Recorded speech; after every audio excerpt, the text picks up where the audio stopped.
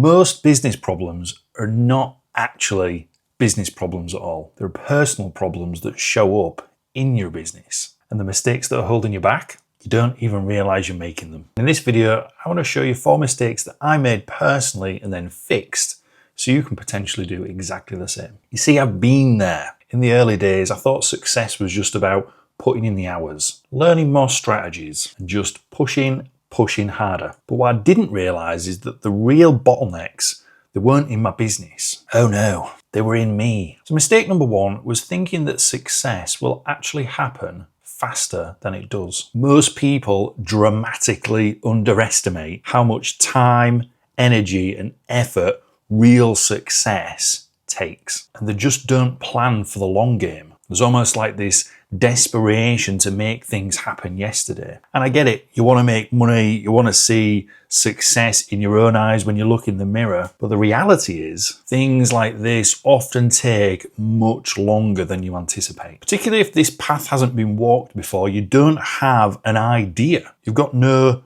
trodden, proven experience to know exactly how much time, effort, and energy actually takes. And that's okay. The problem is when you don't set healthy expectations and then the results don't come because of that ill expectation, people tend to self-sabotage. And then they jump to another strategy, they doubt themselves, and then potentially lower their ambitions. So what's the solution? Well, the first thing is be brutally honest about what success actually requires of you. If you've never done this thing before, you need to push out the timeline. If you think this thing's going to take maybe a year, then maybe it's more realistically going to be like 2 to 3 years. If you know of other people that have done that exact same thing, then it's worth chatting with those people because again, they will give you a realistic picture of what it takes. Second thing is to break down your goals into specific, actionable steps. I tend to see a lot of people just pedaling for no reason every single day. So they feel like they've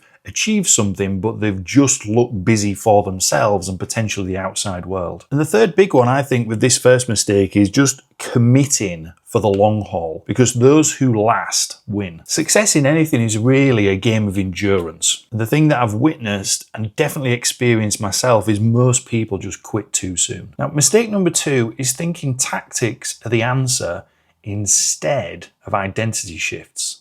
I used to believe that the next big strategy or that marketing hack was going to be the thing that finally exploded my business to the next level. Hint, hint, it never was. The people that succeed at the highest levels don't do so because they have the best tactics. They do so because they become the person that consistently executes at the highest level. This is a hard truth, but your business won't grow beyond your own level of personal growth or development. If you don't have the discipline, the mindset, and those itty bitty habits to match your goals, no strategy is going to save you. Sorry. So what's the solution? Well, number 1, stop looking for shortcuts. Build the skills and the discipline that create long-term success. Number 2, work on yourself just as much as you work on your business. You are the most valuable asset inside of your business. So make sure you're paying back into yourself. And the third thing is to upgrade your identity. Who you are right now has gotten you to the position that you're currently in. But this same person, the same behaviors, the same habits,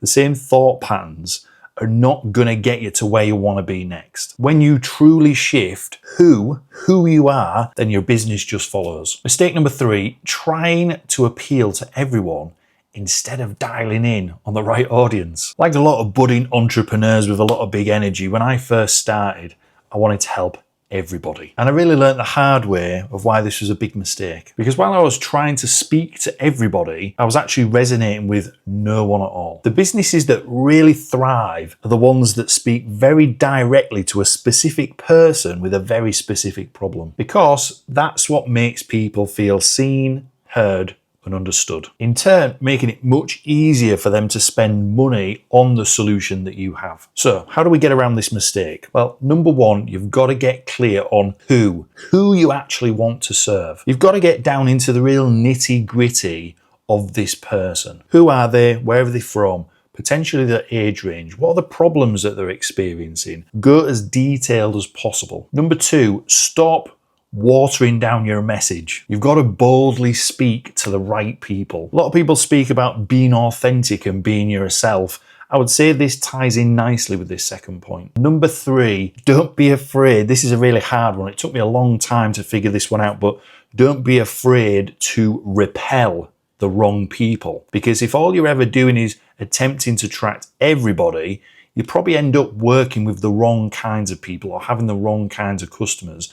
And that's not what marketing should be. Marketing should be about mostly, here's a top tip for you, repelling as many people as possible. Mistake number 4, avoiding sales because of the fear of rejection. Now, during times of when I was making all these previous mistakes, selling was really uncomfortable for me. I'd hesitate before making offers. I would second guess my prices. And then I would get in my head about whether people were actually going to say yes or not. But then I remembered something really important. Selling isn't about convincing people to buy. Selling is about serving the right person at the right time with the right offer. And I had to keep reminding myself, if you truly believe in what you do, why wouldn't you offer it? So what's the solution to this? Stop thinking of sales as taking money and instead start seeing it as giving value. The second thing is detach from rejection. I beg of you, your job isn't to convince, it's to find the right fit. Number 3, sell with confidence, because you know, and I know that you can change lives with what you do. Now, these 4 mistakes can be truly subtle. They can creep in without you even realizing. But once you spot them and you begin to change your perspective and change your approach to them, everything about those mistakes and the outcomes that you were previously experiencing change. I'll see you in the next one.